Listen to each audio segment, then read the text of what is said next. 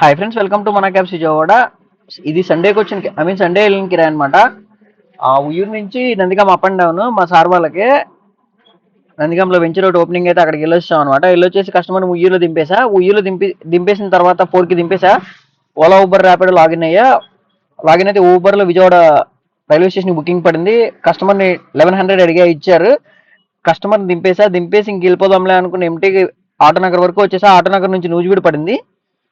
కస్టమర్ని 1500 అడిగా ఇచ్చారు. కస్టమర్ని దింపేసి ఇంకా నూజివీడులో ఇంకా రిటర్న్ అక్కడ ఒక 1 అవర్ వెయిట్ చేసా. ర్యాపిడోలో ఏమైనా పడుతుందేమో అని ఏం పడలేదు. ఇంకా డైరెక్ట్ ఇంటికి వచ్చేద్దామని గన్నవరం ఆగిరిపల్లి నుంచి గన్నవరం రూట్లో వచ్చేసా అనమాట ఇంటికి, విజయవాడ వెళ్లకుండా.